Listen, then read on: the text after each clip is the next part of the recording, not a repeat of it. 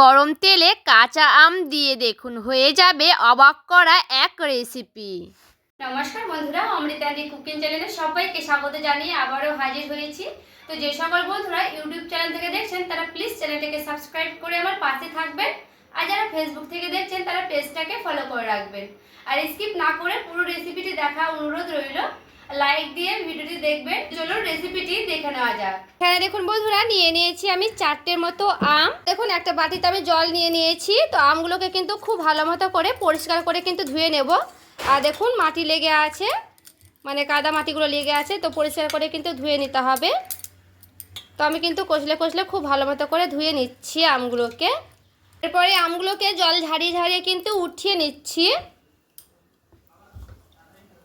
আর এই আমগুলোকে কিন্তু খুব সুন্দর করে মুছে নিচ্ছি।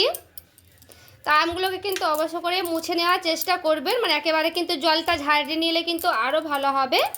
তো জল ঝারিয়ে নিয়ে একটু আমি এইভাবে মুছেও নিচ্ছি। তো সবগুলো আম কিন্তু খুব সুন্দর করে আমি মুছে নিয়েছি। তো এখানে দেখুন আমি একটা কড়াই বসিয়ে নিয়েছি। কড়াই দিয়ে দিচ্ছি তেল। এখানে দেখুন তেলটা কিন্তু খুব ভালো মতো করে গরম করে নিতে হবে। এরপরে আমি গোটা গোটা আমগুলোকে দিয়ে দেবো। আর গ্যাসের আঁচটা কিন্তু অবশ্যই করে কমিয়ে নিতে হবে। এরপর আমি সবগুলো আম কিন্তু দিয়ে দিচ্ছি। তো এইভাবে কিন্তু হালকা করে এইভাবে আমি ভেজে নিচ্ছি।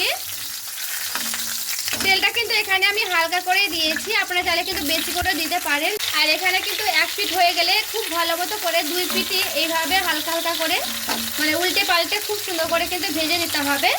তো গ্যাসের আঁচটা কিন্তু অবশ্যই করে কমিয়ে দিতে হবে। এই পিঠটাও কিন্তু আমি সেমভাবে ভেজে নেব। তো গ্যাসের আঁচটা কিন্তু আমি কমিয়ে দিলাম। এই পিঠটাও কিন্তু ভেজে নিচ্ছি, তারপরে ফিরে আসছি। আর এখানে দেখুন বন্ধুরা, দুই পিঠ কিন্তু একটু এইভাবে উল্টে পাল্টে খুব সুন্দর করে কিন্তু আমি ভেজে নিচ্ছি। আর দেখে বুঝতে পারছেন কতটা ভাজানো হয়েছে। তো এইভাবে কিন্তু যেন পুরোটাই আমের গায়ে এইভাবে কিন্তু সেদ্ধ হয়ে যায়, এইভাবে কিন্তু করে নিতে হবে। তো একটু সময় লাগবে, সময় দিয়ে কিন্তু একটু ভেজে নিতে হবে।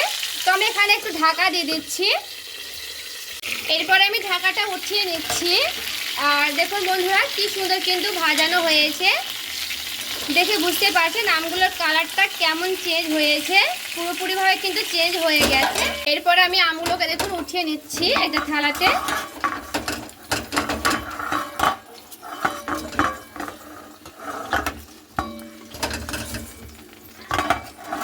তো দেখুন সবগুলো আম কিন্তু আমি উঠিয়ে নিলাম। তো আমগুলোকে কিন্তু আমি পুরোপুরিভাবে ঠান্ডা করে নিচ্ছি, তারপরে দেখাচ্ছি। এদিকে আমার আমটা ঠান্ডা হতে হতে এদিকে আমি কড়াইটাকে কিন্তু খুব ভালো মতো করে পরিষ্কার করে নিয়েছি। দেখুন দুটো আমি শুকনো লঙ্কা নিচ্ছি। তো ঝালটা কিন্তু আপনারা আপনাদের পছন্দ মতো দেবেন। এখানে দেখুন দিয়ে দিচ্ছি আমি গোটা ধনা নিয়েছি। এখানে দিচ্ছি 5 ফোড়ন, অল্প পরিমাণে নিচ্ছি। আর এখানে দেখুন আছে চন্দনী আর মোহরি আছে, তো দিয়ে দিচ্ছি। এগুলো দিলে কিন্তু খুব সুন্দর আর চাটনিটা কিন্তু সেন্ট করবে। তো এগুলোকে কিন্তু আমি খুব ভালো মতো করে ভেজে নিচ্ছি। খুব ভালো মতো করে এইভাবে কিন্তু আমি একটু ঝাঁকিয়ে ঝাঁকিয়ে নিচ্ছি। এখানে দেখুন খুব সুন্দর কিন্তু একটা সেন্ট বেরোচ্ছে, দেখে বুঝতেই পারছেন। খুব ভালো মতো করে কিন্তু ভেজে নিয়েছি। আর অবশ্যই করে কিন্তু গ্যাসের আঁচটা কমিয়ে দিতে হবে এখানে ভাজার সময়তে। তো এটাকে আমি ঠান্ডা করে নিচ্ছি, তারপরে গুঁড়ো করে একেবারে কিন্তু নিয়ে আসছি। দেখুন আমি কিন্তু একেবারে কিন্তু শিলপাটায় গুঁড়ো করে একেবারে মিহি করে গুঁড়ো করে নিচ্ছি, দিয়ে কিন্তু নিয়ে চলে এসেছি। একেবারে কিন্তু মিক্স করে নিতে হবে খুব ভালো মতো করে। এখানে দেখুন আমগুলো কিন্তু পুরোপুরিভাবে ঠান্ডা করে নিয়েছি।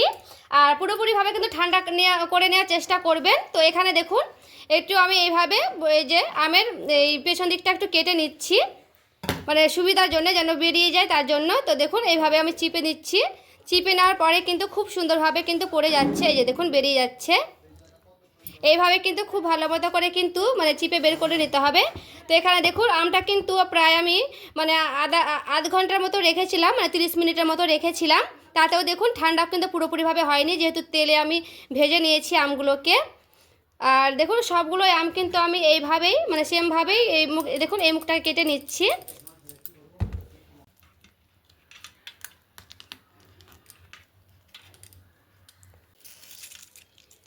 এখানে দেখুন আমি কিন্তু খুব ভালো মতো করে এই যে চামচ দিয়েও কিন্তু যে আমের ভেতরে যদি পাল্পগুলো থাকে এইভাবে কিন্তু বের করে নিচ্ছি। তো আমি কিন্তু খোসাটা নেব না, আমের পাল্পগুলো শুধু নেব। তো এইভাবে দেখুন খুব সুন্দর করে কিন্তু আমি এভাবে বের করে নিচ্ছি। তো এইভাবে কিন্তু বের করে নিলে পুরোপুরিভাবে বের হয়ে যায়। এই যে দেখুন, দেখে বুঝতেই পারছেন।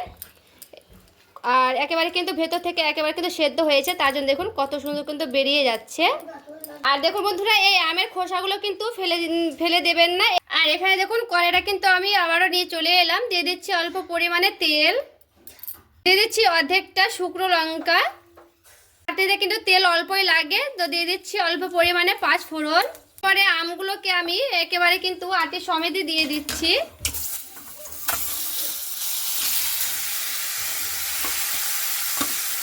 তো আমগুলোকে খুব ভালো মতো করে এইভাবে একটু নাড়াচাড়া করে নিচ্ছি। তো স্বাদ মতো লবণ, হলুদের গুঁড়া। এরপরে খুব ভালো মতো করে লবণ আর হলুদটাকে দিয়ে এভাবে আমি মিশিয়ে নিচ্ছি। এখানে আমি গ্যাসের আঁচটাকে একটু হালকা করে বাড়িয়ে দিলাম। তো এখানে কিন্তু আমি একটুও কিন্তু জল দেব না, এইভাবে কিন্তু নাড়াচাড়া করে নেব অনবরত। আর দেখুন, দেখে বুঝতেই পারছেন খুব সুন্দর কিন্তু একটা মানে মাখো মাখো হয়ে চলে আসবে। এরপরে একটু গ্যাসের আঁচটাকে কিন্তু আমি কমিয়ে দিলাম, প্রথমে বাড়িয়ে দিয়ে একটু হালকা করে কমিয়ে দিলাম। দিয়ে এরপরে 1-2 মিনিটের মতো একটু নাড়াচাড়া করে নেব এইভাবে।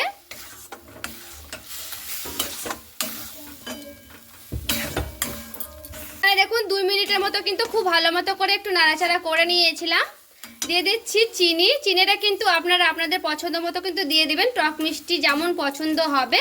বেশি মিষ্টি করলে কিন্তু বেশি চিনি লাগবে, আর হালকা টক মিষ্টি করলে কিন্তু অল্প চিনি লাগবে। তো চিনিটা দিয়েও কিন্তু মানে এভাবে আমি নাড়াচাড়া করে নিচ্ছি। তো চিনিটা গলা পর্যন্ত কিন্তু এইভাবে রেখে দিতে হবে। আর চিনিটা দিয়ে দেখুন চিনিটা কিন্তু গলে গেছে। আর দেখে বুঝতে পারছেন চিনিটা দেওয়ার পরে একেবারে কিন্তু আমগুলো একেবারে দেখুন মানে হালকা গ্রেভি গ্রেভি মতো হতে লেগেছে। এই যে একেবারে যেহেতু শুকনো শুকনো ছিল, তো একটু মানে ডালা ডালা হয়ে গেছে। তো চাটনিটা কিন্তু এইরকমই হবে। তো কালারের জন্য হালকা করে আমি দিয়ে দিচ্ছি কাশ্মীরি লঙ্কার গুঁড়া। এটা কিন্তু পুরোপুরি অপশনাল, দিতেও পারবেন না দিতেও পারেন। তো আমি একটু হালকা মানে কালারের জন্য দিলাম, দেখতে ভালো লাগবে তার জন্য। তো একটু এইভাবে নাড়াচাড়া করে নিচ্ছি আবারও। পরে দেখুন সেই ভাজা গুঁড়োটাকে আমি যে ধইনা গুঁড়োগুলো করে রেখেছিলাম দিয়ে দিচ্ছি। এখানে কিন্তু ঝালের পরিমাণটা দেখে ভেবে চিন্তে কিন্তু দিয়ে দিবেন, কারণ বাচ্চারাও যদি খায় তার জন্য কিন্তু ঝালটা একটু কম করে নিতে হবে। তো আমি এখানে 2 চামচের মতো কিন্তু দিলাম ভাজা মশলাগুলো গুঁড়াগুলো। এরপরে খুব ভালো মতো করে আবারও একটু নাড়াচাড়া করে নিচ্ছি। তো দেখুন এইভাবে কিন্তু পুরোপুরিভাবে রেডি হয়ে গেছে চাটনিটা। আমি নামিয়ে নিচ্ছি, তারপরে দেখাচ্ছি। হয়ে গেছে টক মিষ্টি ঝাল আমের চাটনিটা। কিন্তু খেতে দারুণ লাগে বন্ধুরা, এইভাবে একবার হলেও তৈরি করবে, খেতেও কিন্তু দুর্দান্ত হবে। এই যে দেখুন বন্ধুরা টক মিষ্টি আমের চাটনি, আর দেখুন কতটা লোভনীয় হয়েছে, খেতে কিন্তু দারুণ লাগে। আর এখানে কিন্তু লবণ আর চিনির ভাগটা কিন্তু আপনারা আগে থেকে একটু চেক করে নেবেন, তারপরে কিন্তু নামাবেন, না হলে কিন্তু অতটা লবণ কম হলে কিন্তু ভালো লাগে না। আর চিনিটা একটু টক মিষ্টি নিজেদের পছন্দ মতো কিন্তু দিয়ে দেবেন। তো বন্ধুরা আজকের এই চাটনি রেসিপিটি কেমন লেগেছে অবশ্যই কমেন্ট করে জানাতে ভুলবেন না। ভালো লেগে থাকলে প্লিজ একটি লাইক করবেন, চ্যানেলটাকে সাবস্ক্রাইব করে আমার পাশেই থাকবেন। দেখা হচ্ছে আরও একটি রেসিপির সঙ্গে। সবাই ভালো থাকবেন, সুস্থ থাকবেন।